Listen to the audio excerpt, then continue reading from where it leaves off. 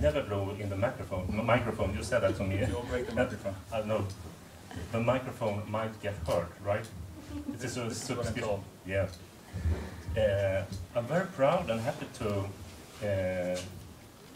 have Mr. Ransom Riggs as a guest of honor tonight. We'll chat a bit about your debut. It's your debut as a fiction writer, but it's not your debut as a writer, right? That's right, yes. You've done some writing before. Yeah, I was a blogger for a bunch of years, I guess that counts. And I had a non-fiction book come out a few years ago called The Sherlock Holmes Handbook. But Miss Peregrine is my first fiction book. And you're also, of course I've done some Googling before this it's sort of quick course on Ransom Riggs, and it says also that you're a movie maker. And you have if you look at IMDb, Internet Movie Database, you have done quite a few short films. Yeah, well, please don't look at IMDb. All right. I won't. I went to, there's some really weird stuff in there. Like Ghost Shark 2, Urban Jaws, a lot of silly things from a long time ago. But, yeah, I went to film school in California, so I've been involved in sort of like amateur level movie making for a while now.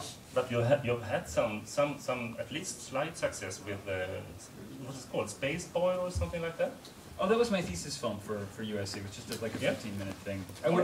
Not really. I mean, it did some festivals and stuff. Yeah, but, okay. You know, nothing you're going to see in the multiplex or anything. I'll try to get it to be shown. Please don't. It's not worth it. As soon as he has left the building, no, or next year when you're not here. Okay. Okay. As long as I don't know about it. Your book. That is very peculiar, but also it's called Miss Peregrine's. It's called Miss Peregrine's Home for Peculiar Children. My English is so poor. Sorry. It's a very peculiar book, and it's when you look at novelists. I'm a librarian, so I use a lot of databases for researching, like especially when it's crash course like this. Novelist calls it atmospheric and creepy.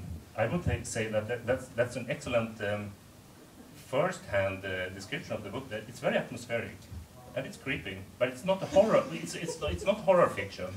It's not meant to be scary. First most, or would you say that? Yeah. No. No. No.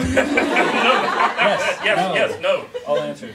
Like Andy Warhol. Yes. No. Yes. No. You can choose. No, it's not supposed to be a horror book or anything like that, but I like the sort of mystery of these strange atmospheres, and I like suspense too in books. And I don't know. I grew up reading like the Chronicles of Narnia and Stephen King, so I feel like they got married inside my book. And it's a very strange marriage. Your book. Your book isn't. I think it's in some places it's called Mr. Fantasy or Mr. Fiction, but I think it defies genre. I think it's basically it's a good story that just had to be told. Thank you. Yes.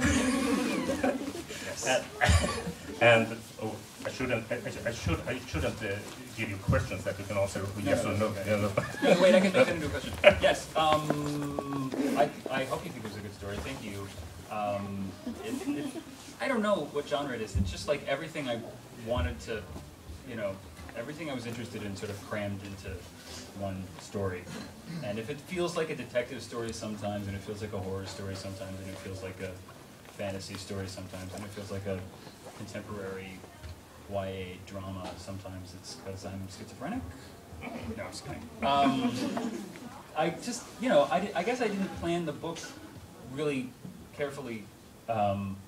Some people will make like maps of, before they start writing, of like how the tone of the book is going to be, and theme and stuff. And I just started writing, and whatever I thought was interesting, I'd like go over here and do that, go over here and do that, and then I had to go and clean it up later. But I think the result is that it just goes wherever I was interested in going, and it might cover a lot of territory, you know.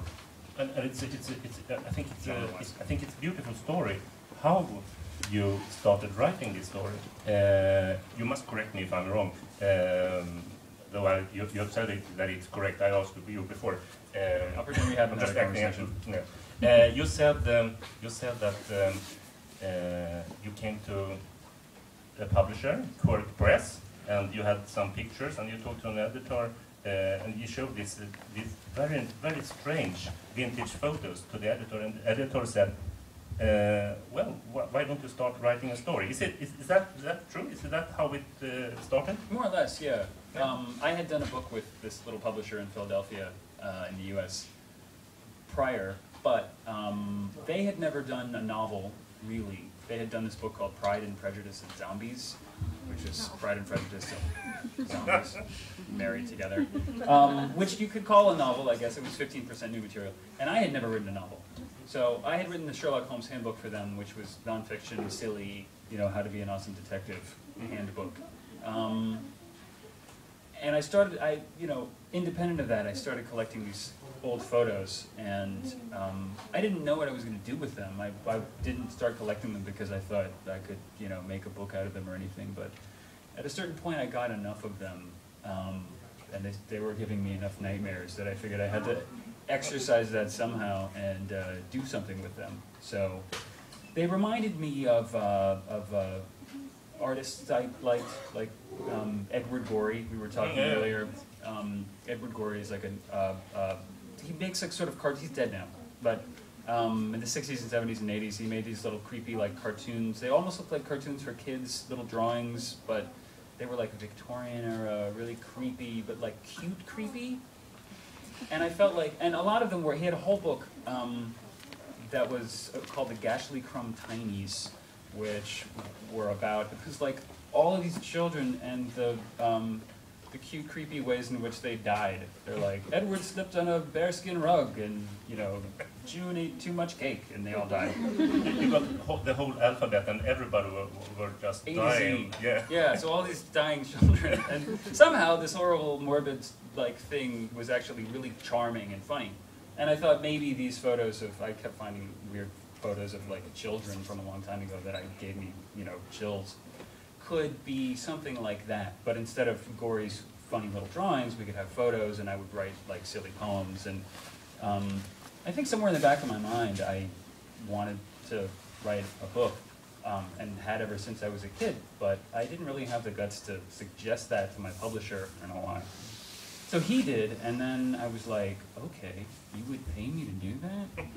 I've never done this before, right? Okay, great. And now the book is a Sucker, success. and then I ran away with all this money. And now the book is a success, right? Yeah, Yeah. much to my surprise. Yeah. You shouldn't be surprised because it's a very good, it's a real page turner. You just have to read it.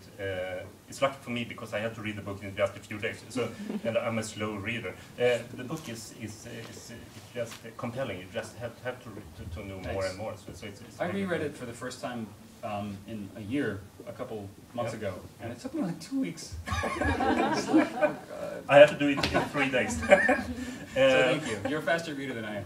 And the book is, as we said, the book is full of these really strange black and white photos, and they work very good with the story. So it's not that you just sort of, the story feels true. It's not that it's forced or hard to come in the story.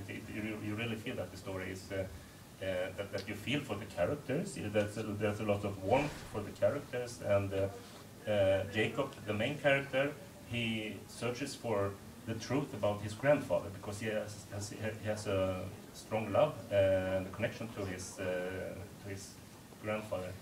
Mm-hmm. And you, in a very nice way, you take the history of the war in Germany, the war in Europe, and the concentration camps, sort of in the background, but it works very nice with the story, like a font for the story. It's works very nice. Thank you. Yeah.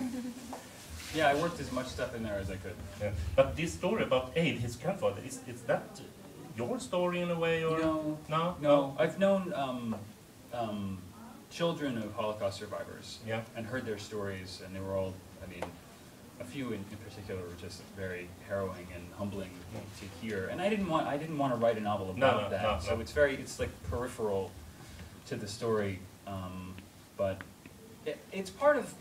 I mean, I needed the whole peculiar children fantasy world, island children who could do magical things to have like plausible deniability, so that the reader and Jacob could hear these stories early on, but still believe they were probably not true, and then be surprised when we find out they are true.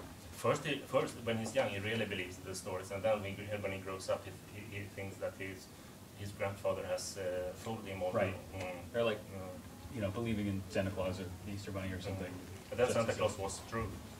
What, Santa Claus is true? No. Santa Claus is real? Yeah. It probably comes from Sweden. And he finds this island with the children who lives in a sort of, I don't know if this is if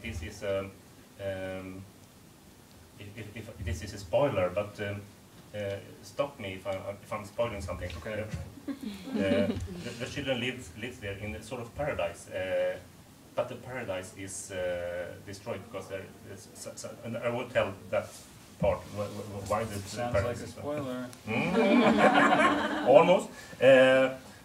But I think there is a reminiscence from classic stories like The Wizard of Oz and Wonderland and The Lost Boys from Peter Pan. That sure, there is a paradise, but even the paradise has some flaws, have some errors. I think that's you. Yeah, nothing's as perfect as it seems. No, and he really has to show if he wants to go to this world or if he wants to stay in our world, if he wants to stay in this sort of time loop or not. Yeah, that's his dilemma in the book. And yeah, at first this world, this time loop seems like an eternal paradise, but then he sees that there's another side to it, and maybe in some sense it's like a prison.